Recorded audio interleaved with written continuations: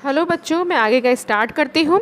जैसे हमने देखा था कि जो सोना बाई अपने 4 बच्चों को लेकर आई थी, आगे की स्लाइड में हमने पढ़ा था। और वो कहती है कि भैया मैं फिर से मिलने आऊँगी। तो कहीं ना कहीं जो लेखक रहते हैं वो काँप जाते हैं। आगे देखते हैं क्या होता है। तो लेखक कह रहे हैं कुछ लोग होते हैं कि जो औपचारिकता निभाने के लिए हद कर दें, यानी कि दिखावापन करते हैं। ठीक है, विशेषकर वो रिश्तेदार जो दूसरे गांव से मिलने आते हैं। ठीक है, अब दूसरे गांव से रिश्तेदार जो होते हैं वो मिलने के लिए आते हैं। ऐसे में एक दिन एक टैक्सी कमरे के सामने आकर रुक गई। ठीक है, जो उनको हॉस्पिटल का कमरा था उसके सामने एक टैक्सी आकर रुक जाती है। उसमें से निकलकर एक आदमी आते ही मेरी छाती पर सिर रखकर औंधा पड़ रोने लगा। यानी कि मुंह और सिर नीचे करके झुकाकर उसके छाती पर सर को रख लेता है और रोने लग जाता है। ठीक है, रोते हुए कहता, हाय तुम्हें क्या हो गया, कार वाले का सत्यानाश हो। मैंने दिल में कहा कि मुझे जो हुआ सो हुआ, पर तू क्यों रोता है, तुझे क्या हुआ। यहाँ पे ये क्वेश्चन कर रहा है लेखक कि आखिर तुझे जो तो मुझे होना था वो तो हो गया, लेकिन तुम्हें क्या हो गया। वह थोड़ी देर मेरी छाती में मुंह गड़ाए रोता रहा। वह जो यानी कि जो टैक्सी से उतरा था व्यक्ति, वो कुछ देर लेखक की छाती पर मुंह गड़ाकर रोता रहा। फिर रोना कुछ कम हुआ। उसने मेरी छाती से गर्दन हटाई और मुझसे आंखें मिलाई। जब रोना कुछ कम होता है तो उसने आंखें मिलाई लेखक से आंखें मिलाई तो एकदम से चुप हो गया। ठीक है, एकदम से चुप हो जाता। कौन? जो व्यक्ति टैक्सी से उतर के आया। फिर धीरे से हंसते हुए बोलता है, माफ़ करना, मैं गलत कमरे में आ गया था। कहता है, मुझे माफ़ कर दीजिए, मुझे गलती हो गई, मैं तो गलत कमरे में आ गया। आजकल लोग ठीक से बताते भी नहीं हैं। और कहता है कि आजकल लोग ना ठीक से बताते भी नहीं, मैं तो गलत कमरे में आ गया। गुप्ता जी का कमरा शायद बगल में है। वो कहता है, गुप्ता जी का कमरा ना शायद बगल में है। हे हंसने लग जाता है। अच्छा भाई माफ़ करना, ये कहकर कहता है, अच्छा भाई मुझे माफ़ कर देना, कहकर वह चला गया। कौन? जो टैक्सी से उतरा था व्यक्ति, वो कहकर चला जाता। किससे? लेखक से कहकर चला जाता। ठीक है, और मुझे उस आदमी से अधिक गुस्सा अपनी पत्नी पर आया, क्योंकि इस प्रकार रोता देखकर पत्नी ने उसे मेरा रिश्तेदार या करीबी मित्र समझकर टैक्सी वाले को पैसे दे दिए थे।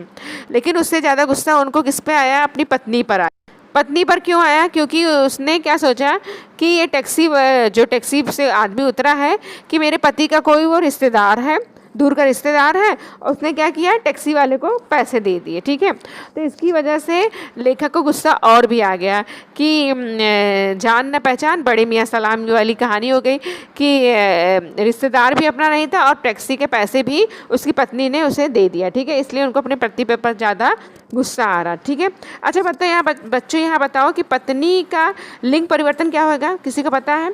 पत्नी का लिंग परिवर्तन क्या होगा? पति होगा। ठीक है, लिख लीजिए आप लोग, पत्नी का लिंग परिवर्तन यहाँ पर पति होगा। ठीक है, समझ में आया? और औंधा पड़ना यानी कि मुंह और सिर को नीचे झुका लेना। लिख लीजिए कठिन शब्द। ठीक है, अब यहाँ पे देखिए किस तरह से लेखक के ऊपर ये औंधा होकर गिर गया, यानी कि सर को नीचे करके छाती से चिपक कर किस तरह से वो व्यक्ति रो रहा है। ठीक है, सर पे छाती पर सर रख के, ठीक किस तरह से लेखक के ऊपर रो रहा है वो, और किस तरह से फिर लेखक की पत्नी जो है वो उसे पैसे दे रही हैं। ठीक है, टैक्सी वालों को किस तरह से पैसे दे रही हैं। उनको लग रहा है कि उनका कोई रिश्तेदार है, उनके पति का कोई रिश्तेदार है, इसलिए वो पैसे खुद ही दे रहे हैं। इसकी वजह से लेखक को बहुत गुस्सा आ जाता है। आगे देखते हैं हम लोग। हमदर्दी जताने वाले में वो लोग ज़रूर आएंगे। अब यहाँ कहते हैं हमदर्दी जताने वालों में वो लोग ज़रूर आते हैं। कौन लोग? जिनकी हम सूरत भी नहीं देखना चाहते। सूरत, यहाँ सूरत का पर्यायवाची शक्ल, लिख लीजिए आप लोग, शक्ल होता है। ठीक है, सूरत का पर्यायवाची, जिसकी हम शक्ल भी देखना नहीं चाहते। हमारे शहर में एक कवि हैं। ठीक है, अब लेखक बता रहे हैं हमारे शहर में एक कवि हैं, श्री लपकानंद, जिनका नाम क्या है बच्चों? लपकानंद नाम है। ठीक है, अब उनके जो कवि है उनका नाम क्या है बच्चों? लिख लीजिए, अंडरलाइन कर लीजिए, लपकानंद। उनकी बेतुकी कविताओं से सारा शहर परेशान है। बेतुकी यानी कि मूर्खतापूर्ण कविताएं करते रहते हैं, इसकी वजह से क्या पूरा शहर क्या है? परेशान है। ठीक है, मैं अक्सर उन्हें दूर से देखते ही भाग खड़ा होता है। अब कवि कह रहे हैं मैं जब भी उनको देखता हूँ ना, दूर से ही भाग खड़ा होता है, यानी कि दूर से ही हाथ जोड़ लेता हूँ। जानता हूँ जब भी मिलेंगे 10-20 कविताएं पिलाए बिना छोड़ेंगे नहीं, यानी कि जब मिलेंगे ना 10-15 कविताएं 20 कविताएं सुनाए बिना रहेंगे नहीं वो, ठीक है। एक दिन बगल से झोला दबाए आ पहुँचे। एक दिन क्या हुआ, बगल में झोला दबाकर आ पहुँचते कहाँ पर, हॉस्पिटल में, जहाँ पर कवि लेटे हुए हैं, ठीक है, जहाँ पर लेखक लेटे हुए हैं। आते ही कहने लग गए, मैं तो पिछले 4-5 दिनों से कवि सम्मेलन में अति व्यस्त था। आते ही कहने लग जाते हैं कि मैं 4-5 दिनों से ना कवि सम्मेलन में व्यस्त था, कवि सम्मेलन में व्यस्त था कुछ दिनों से।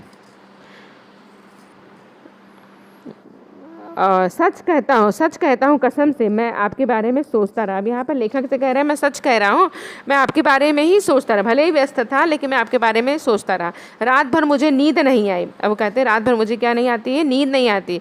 रात को इसी संदर्भ में यह कविता बनाई है। अब मैंने रात में इसी संदर्भ में आपके लिए एक कविता बनाई है। यह कहकर झोले से डायरी निकाली और लगे सुनाने। अब झोले से डायरी निकालते हैं और लगे मुझे सुनाने लग जाते हैं। अच्छा बच्चों, यहाँ पे कठिन शब्द कुछ आए हैं, कुछ यहाँ पर वो आए हैं। पर्यायवाची, जिसका नींद का पर्यायवाची क्या होता है, निद्रा होती है, ठीक है। नींद का निद्रा होती है। रात का निशा होती है, लिख लीजिए आप लोग पर्यायवाची, रात का निशा होती है। आगे मैं कविता सुनाती हूँ जो लेखक ने बनाया, जो कवि ने बनाया है। यहाँ पे देखिए कवि जी आ गए हैं उनसे मिलने के लिए, झोला लटका कर खड़े हो गए हैं, तो आ गए हैं डायरी वारी लेकर। अब देखते हैं क्या सुनाएंगे, वो कौन सी कविता बनाए हैं लेखक के ऊपर। अब यहाँ देखो ये डायरी निकाल लिए हैं, कविता सुना रहे हैं, तो आगे के स्लाइड में देखेंगे कौन सी कविता उन्होंने बनाई है जो सुना रहे हैं इनको, ठीक है। अब फिर लेखक क्या करते हैं देखते हैं। देखिए इनकी कविता, देखिए बड़े हंसी आएगी आपको, ठीक है।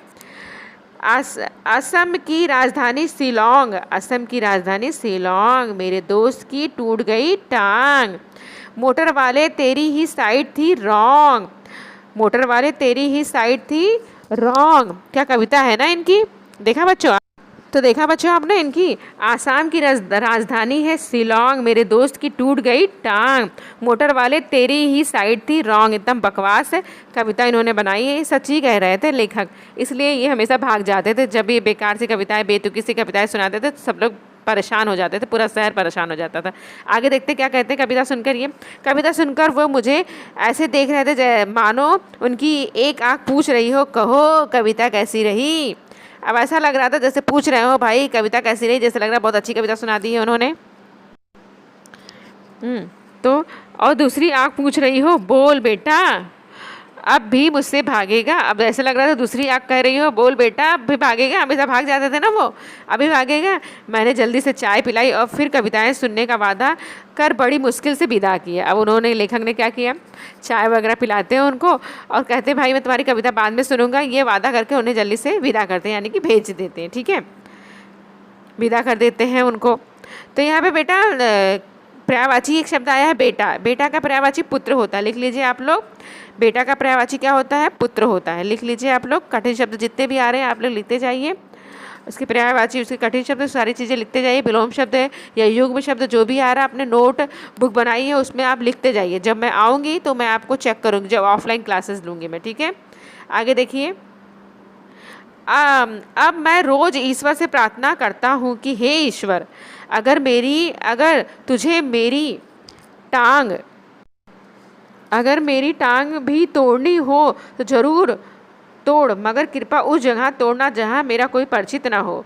अब यहाँ पर लेखक जो है भगवान से निवेदन कर रहे हैं, भगवान मेरी अगर टांग तोड़नी हो ना तो ऐसी जगह तोड़ना जहाँ कोई मेरा परिचित, यानी कि मुझे कोई जानने वाला ना हो, क्योंकि बड़े बेदर्द होते हैं ये हमदर्दी जताने वाले।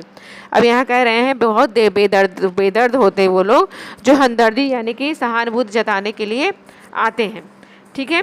अब यहाँ पे पर्यायवाची लिख लीजिए बच्चों। परिचित का, सॉरी, विलोम शब्द है परिचित का अपरिचित, ठीक है। परिचित का क्या होता है, अपरिचित, और बेदर्द का निर्दोषी, ठीक है, बेदर्द का निर्दोषी।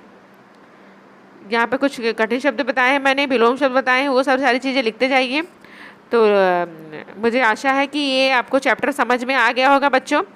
यहाँ पर देखिए लेखक जो है हाथ जोड़कर भगवान जैसे विनती कर रहे हैं कि भगवान मेरी टांग ऐसी जगह तोड़ना जहाँ पे कोई परिचित ना हो, क्योंकि ये परिचित जो होते हैं, हमदर्दी जताने वाले जो लोग होते हैं ना, बहुत ही निर्दयी होते हैं। मुझे आशा है कि आपको ये चैप्टर समझ में आ गया होगा बच्चों। थैंक यू सो मच ये वीडियो देखने के लिए, और होमवर्क आप प्रॉपर करते रहिए नोटबुक पर। Thank you so much.